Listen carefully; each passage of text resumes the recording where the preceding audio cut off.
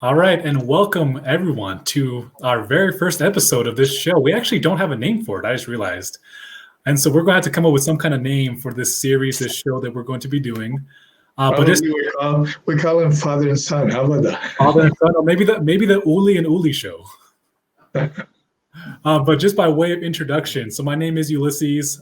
Sometimes go by Jared in the MediPure company. Because my father, who's with me, is also named Ulises or Ulysses, however you want to pronounce it. But yeah, like I was saying, we are starting this brand new show, this brand new series that's going to be talking about various things when it comes to health, mental health, just overall being I guess, having a happier, more peaceful life. And again, by way of introduction, this is my father, Ulises, or again, however you want to pronounce it. uh, But Ulysses yeah, is fine. Ulysses. Yeah, I'm just going to be calling him Dad the whole time. But so I guess again, by way of introduction, so my dad has been doing a lot of research, interviewing literally thousands of people over I don't even know the last decade or so. It's been a while when it comes to again in the realms of both physical and mental health, been able to help a decent amount of people improve their health. Been able to reach out to doctors, talk with doctors, train doctors on how to help their own patients. And I think most importantly, or at least what has been most impactful for me, is that he's really been able to help me in my own mental health. As I've dealt with various levels of anxiety and different things, that what he's been able to learn has really impacted my life. And so I'm really excited to get into this show and to be able to share just these various things that my dad and also I have learned and hope to really impact and help other people out there. But Dad, real quick, would you add anything else to that for this introduction? yeah. The reason why we're doing this is because we know the impact the mind, the function the mind has on the physiological, our physical body. So that's one of the reasons why, without understanding and putting and make it available, not only the understanding but also giving tools to the public. It is impossible to restore health because there's a connection between both of them. 100%. And along those lines, so the first topic we want to go into today, because especially with 2020, we're recording this at the end of 2020, and it's been such a hard year for many people. And so the first thing we want to get into is really stress and how to de-stress and all that good stuff. But first, before we get into the techniques or the mechanics of how to de-stress, I think it's important first to talk a little bit about what is stress. I think a lot of people, when they think of stress, they think of running around, yelling or being angry, but that isn't always the case, Dad, isn't that right? Yeah, that's correct. I mean, we can be under a lot of psychological stress and still smiling and still apparently to look functional. But yeah, the psychological stress is very elusive. It's really hard to detect in many cases, especially to ourselves. It's hard for us to really discern what is really is taking place internally because it becomes just habitual. We use it as a cope, a cope mechanism, to live with that. So in that way, we probably even use some other ways to silence whatever is creating that suffering in our mind. Mm-hmm. So yeah, it's elusive for many people. Yeah. I mean, some people it's clear, they kind of yell and scream, and they probably maybe they are, hiding in the bedroom and crying. That's also stress. But yeah, for the most cases, that's not what is happening in most people. Okay. And you use the word psychological stress. Could you maybe define what that means? Well, first let's define stress. The stress is the biological response to any kind of physical, mental, or perhaps of even spiritual pressure. So anything, and there is pressure that is taking place, daily. Because we're exposed to this world, the weather changes. There is some other thing, noise. Okay, there is bacteria. There are potential traumas. I can get hurt. No, I may fall down. So these kind of things, produce pressure. See, the pressure is not bad. Stress is a response. It's just a response. No, is respond to the physical condition. Let's say I have infection.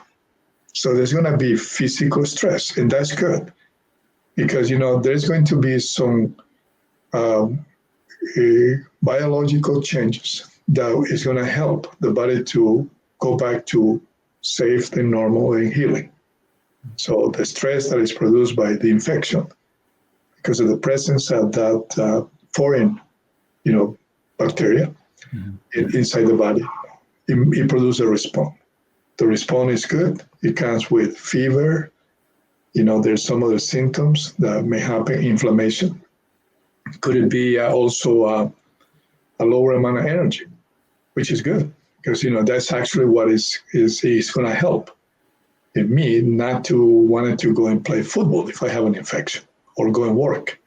See, I'm going to rest because the energy that I could use to work or go and play football is the immune cells that are killing bacteria are going to need it.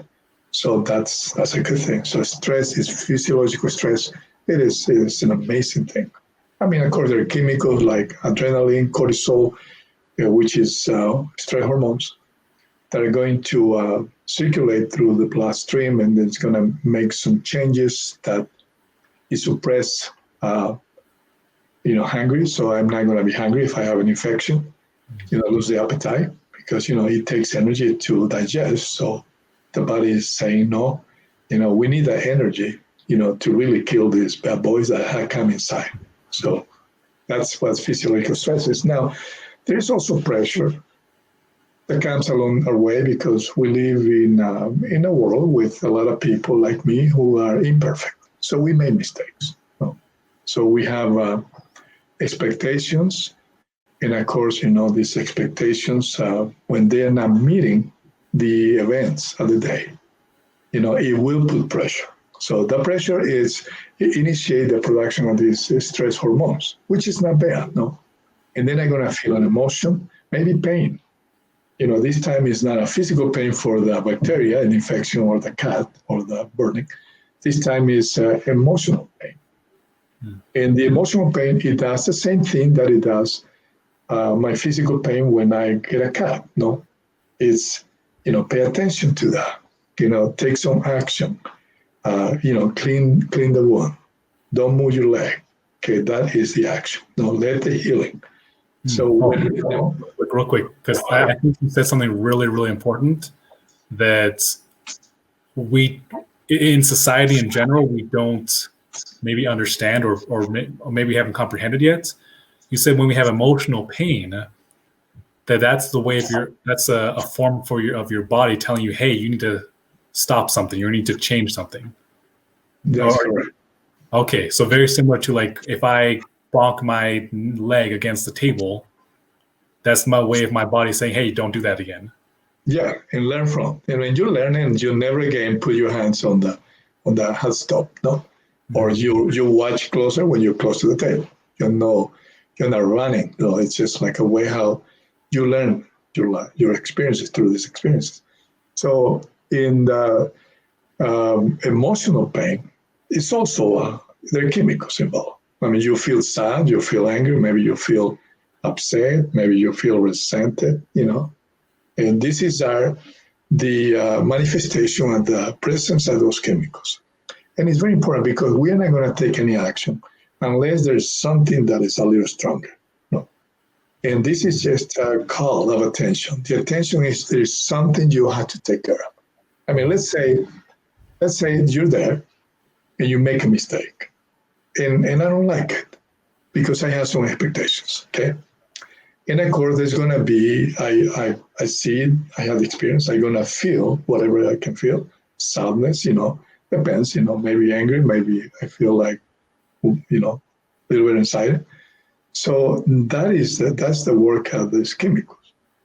And now in Spain also, Spain, because I love you and you love me and we're family and we're friends and we don't want this thing to happen. I want to mingle with and play with you and not feeling like distance or separated from something that it is part of my life. This good friend of this, or my spouse, or my son, or a neighbor, or my coworker. Okay, I'm gonna live there, so I can.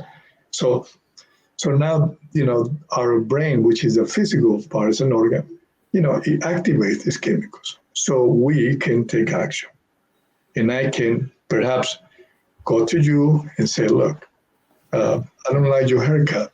No, if that's what's bothering me. Okay, okay. And if I don't take action, it's going to be, the stress will continue until I take action. Okay.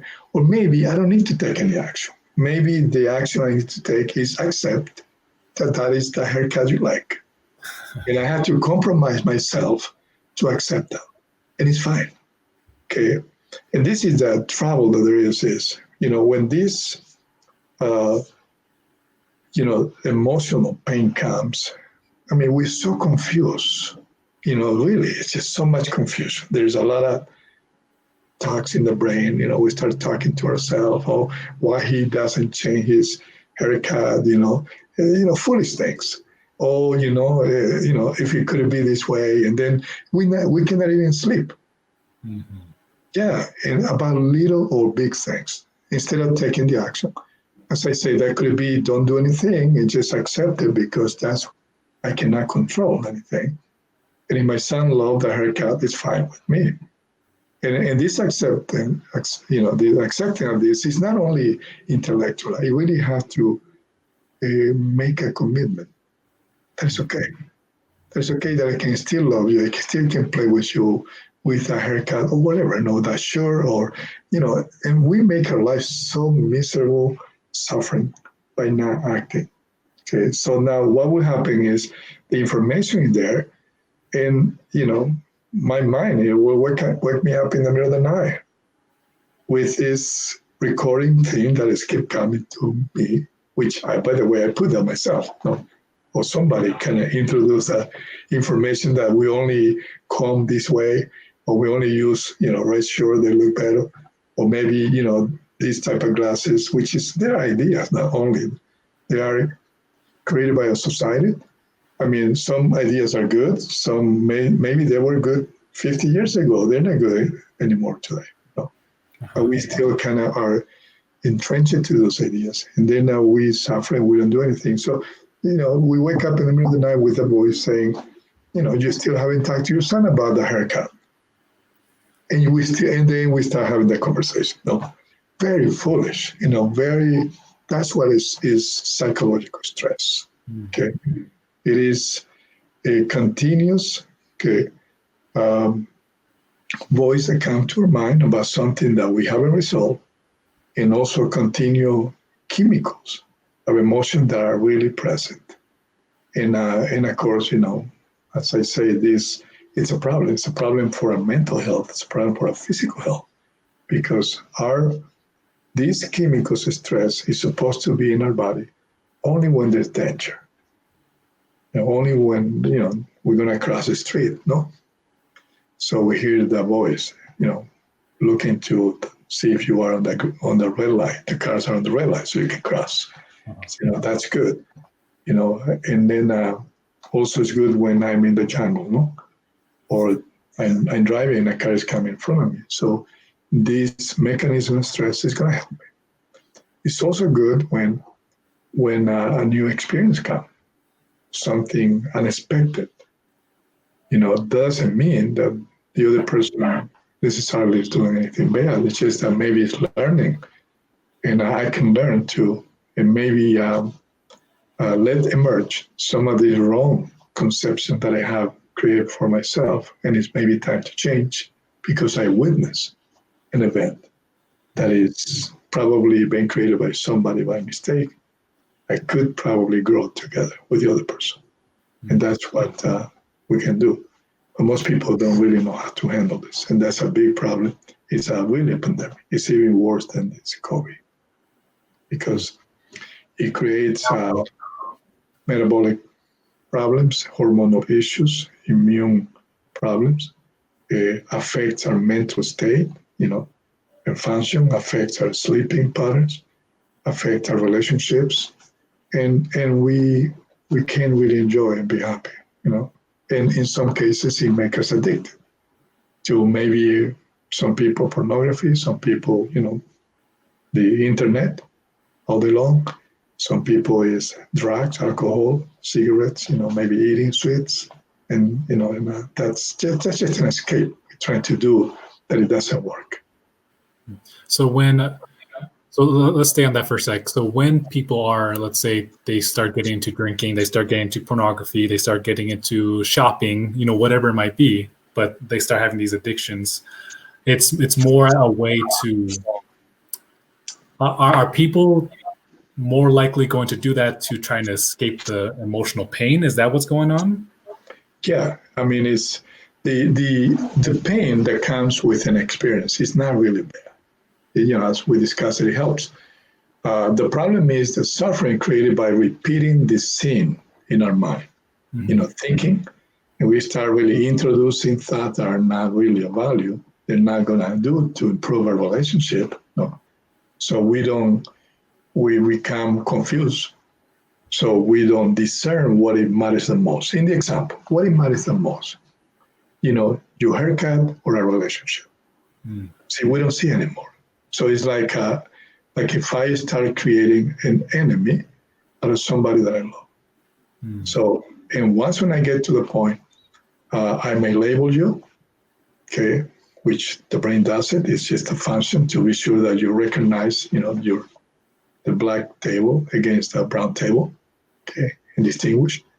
You can see characteristics of different things, so I can know who is my son and who is not my son, So I can label you, and that labeling you, it will produce a lot of problems. So because now instead of seeing the goodness that's there, my brain under the circumstances, my body's gonna only look for the little mistakes. Like when I'm in the jungle, there's a little noise, I'm going to really assume there's a tiger, and I'm gonna magnify the sound. And that's not a bad thing. That it will help me if I'm in danger, because it doesn't matter if it was a tiger or not. The fact that I ran, okay, and, even if I noticed 2 minutes later that it was just a deer, then it's fine. Okay, I saved my life. But what if it wasn't a deer? I saved my life. So, with this psychological condition that we create, we're going to continue to focus on the wrong, whatever they might be. No. See, right now, it's no longer your hair. Now, why he's talking that way. Okay. And maybe you had not bad intention, and I can magnify or see something, assuming something that is not really true. And I become in a prison. I'm in the prison.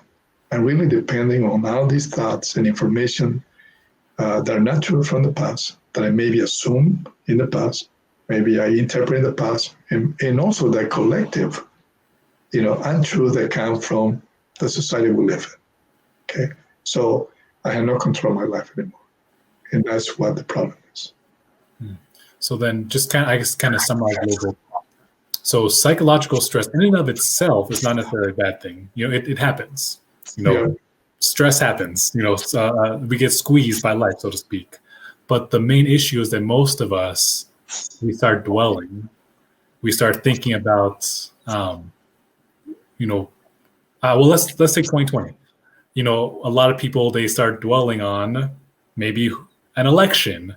They start dwelling on conspiracy theories, start dwelling on, they lost their job, all these different things. So the main issue, though, is like you were saying, that we don't actually resolve or accept what happened. We just keep thinking why did I lose my job? Why didn't he fire Bob? Why didn't, and all these different things. And we just keep dwelling and dwelling and dwelling and having all these thoughts in our heads. And it can happen with anything. I can do that with vaccines. I can start thinking, because I hear some stories And I think, okay, you know, this vaccine may kill me, may make me sick, may make me lose my eyesight. Okay. And of course, you know, I'm going to maybe I fed that information myself through a lot of these conspiracy theories. I mean, maybe there's some story that happens sometime, you know, and then I'll take that as assume like if the tiger is right behind the bushes and is about to eat me. And I didn't realize that it was just a bird that was behind those bushes. So, and I'm going to be running, you know, this is bad. And I start saying things that make no sense. A lot of confusion, no discernment. The more of that information comes my way, and more I reaffirm that something, and then it's something that is not of value, but it will hurt me because, you know, maybe I choose, you know, act in a way I may hurt somebody else. Okay, that's the reason why not having discernment and this confusion created by our, you know, the way we live in this place. You know, we live in our mind. That's what happened. Stress. Stress is not bad. Okay, but psychological stress is the problem. You know, the pain is not bad. It's just, you know, a call. You know, do something about it. Maybe I can talk to my son and say, look, son, you know, I don't like the haircut. Can you do something about it? Okay. And you probably say, well, oh, well, too bad. I like it. And then what I'm going to do, I say, okay, I'm going to have to accept this because no, because I like my son, it is okay. And maybe bother me because maybe in my mind it's just full of information that is just nonsense from my tribe, you know, or society. Then I have to really compromise myself to accept that I don't have all the truth, and that is okay. So I compromise to every time a thought comes back to me saying that the hair is not good, I can say, no, it's okay. This is fine because he is more important to me than the hair. Like in the case of, you know, mask, no? I mean, maybe I don't like the mask, but then I can compromise myself to accept the fact that we live in pandemic, and even though I'm healthy, you know, I could, you know, transmit the virus to somebody that's more vulnerable. And I accept that, and then as I do it, you know, all my brain align with, you know, accepting the fact that it's okay to have these little plastic bags here, and, you know, look weird in front of other people as we go to the supermarket, because I know I'm contributing to it. Okay. So then we've talked about, okay, kind of what is stress, psychological stress, and I think we've kind of gone over already like why we have psychological stress. So let's get a little more, I guess, a little tactical then, because there are plenty of people who are today, right now, as they're watching this, feeling stressed about something. You know, whether it's because of a family member, whether it's because of money, whatever it might be.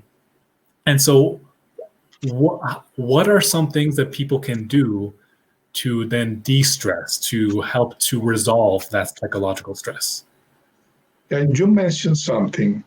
You say that we use escape to not to feel the pain, the suffering that we create ourselves, no? Because of course the event is a situation that doesn't create suffering, that creates pain. But pain it really comes and goes. There's no memories of pain. Like you remember the pain the day that you cut yourself 20 years ago? No. You probably remember the event. Oh, that happens when I was in the kitchen. I wasn't really attentive and I cut my finger. So pain itself, there's no memories. Suffering, yes, it is. And how I bring the suffering, I have to really recall the event over and over when it happened by adding some unreasonable thoughts. Like, for example, you know, I cut my finger and I start saying, oh my goodness, I'm so stupid. No? You know, or saying, you know, it's my mom's fault. Why she leave there, knife there? Or, you know, or it's me, or it's God, whatever we do. So these kind of thoughts, it puts the emotion associated with the experience. And then you repeat it over and over for 5-10 minutes, 1 hour, some people 20 years. So you have to suffer that. And that's what it is.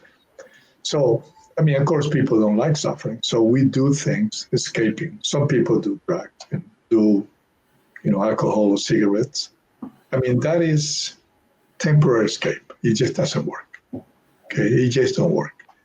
And of course, if I'm confused, okay, because eventually I'm going to make a statement saying, the weather is so crappy here all the time, when it's not even the truth, okay? Because, you can, and you can live like that, I'm poor. Life is terrible. This government is horrible. Republicans are terrible. Democrats are terrible. We put labels on people and we magnify because that's what stress is doing. Chronic stress, it is when you are actually labeling things, generalizing. It's telling you that you're confused. Because, like if I'm telling you that you always are, I don't know, you're always hurting me as a son. I mean, is that really truth? So you can question. That's the first thing. If you're confused, you can question. That's the first thing I would do. And of course, it's hard to go from start practicing sport to become a champion. So this is things that you need to start doing. We need to realize where we are right now. See, if I'm at the negative point in my life where I think, my life is crap, I may not say, I may even smile and say, man, I'm great, but I don't feel that way. So that means that you are under a lot of chronic stress. If you're saying that your mother-in-law, is a witch, okay, and it has bad intention with you, that means that you have a problem, because that's impossible. That woman could not be a witch and wanted to die, okay, because there's a lot of good things in that woman. It's the same as the weather. The weather is not terrible here all the time, okay? It is not horrible, but these conditions that we create, it put us in a very blind spot. We don't see truth anymore. So we can still pretend that we know and we have the truth, but that it's not reality. You live in a fake life in your mind. If you are in that situation, the first thing you do is you have to question those. Is it true really that my son intentionally is doing the haircut because he wants to give me a hard time? That is crazy. That is a crazy supposition. Is it true that my daughter is has bad intention and is bad? That's cruel. Okay, it's not even truth. It's true that she or he is always trying to, disobey. That's not really true. So this we have to question. Then, if we do that, then we move to the next level.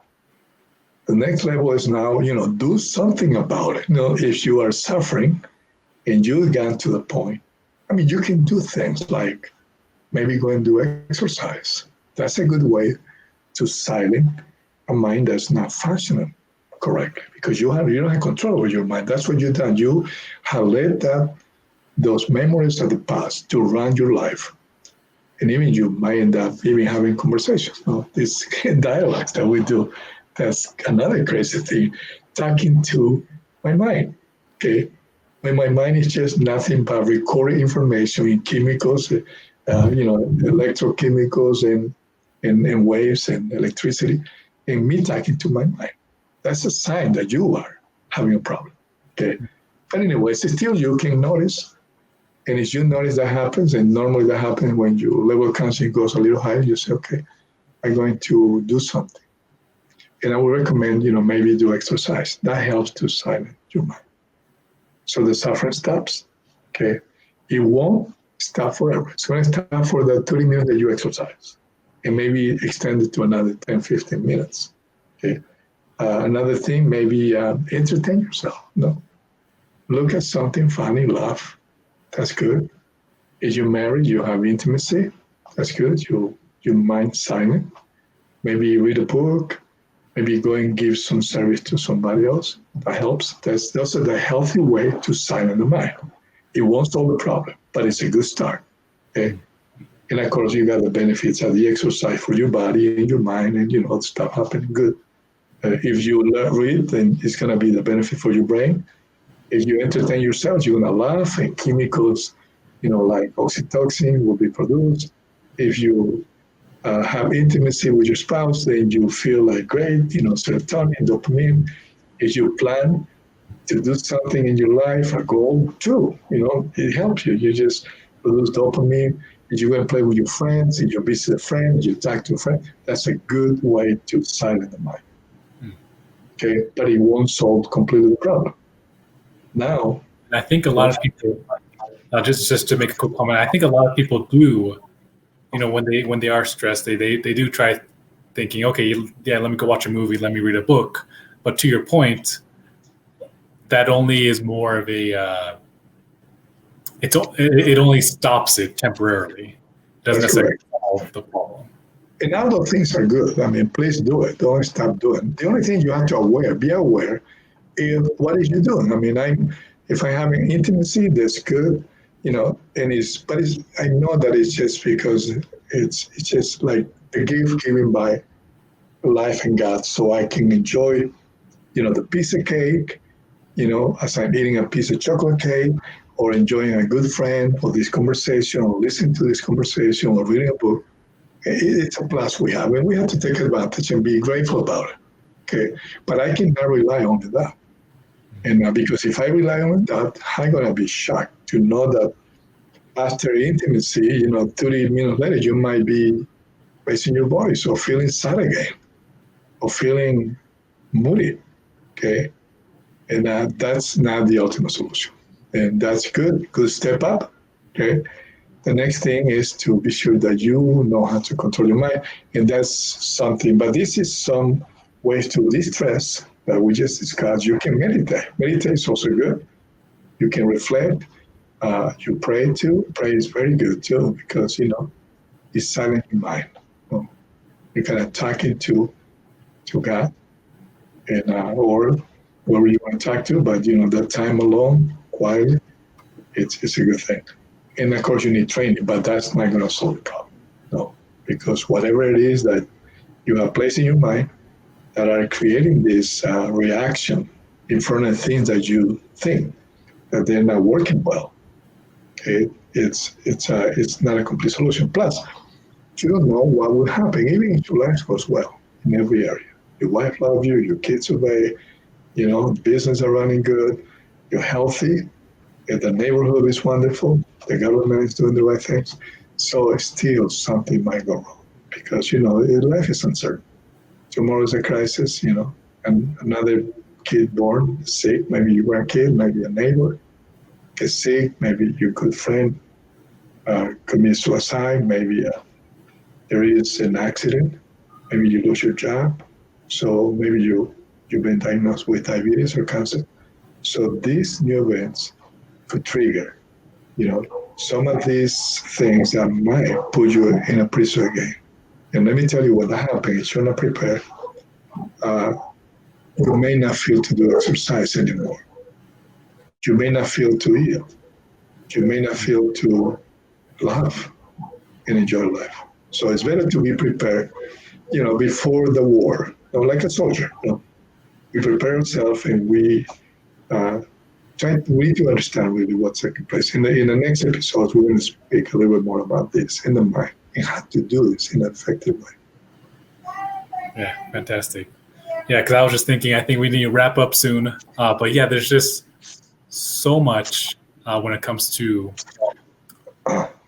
I think just so much misinformation, I should say, when it comes to, how to really, I guess the phrase is just your mental health. When it comes to your mental health, when it comes to being able to actually have a more peaceful life, I think there's a lot of misinformation out there, and a lot of not even just misinformation, but missing information in society in general. And so yeah, I'm excited to get into some more episodes. Hopefully, this was very valuable to you guys watching or listening to this, whether you're watching this on YouTube or you're watching this on Facebook or on the podcast. But yeah, Dad, any final remarks? I think that honestly, I think that was good for today.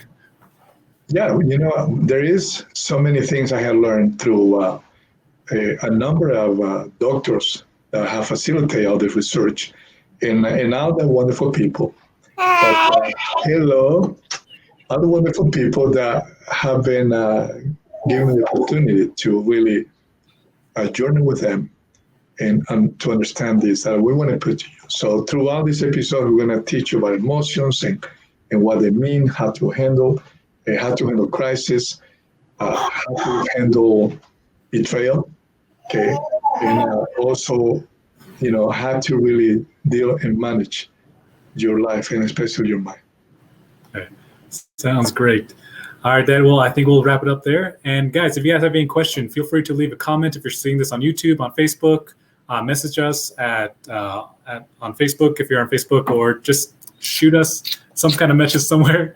Celeste, say bye to Grandpa. Celeste. Thank you. I love you. I love you. All right. Have fun. Bye. Thank you. Bye.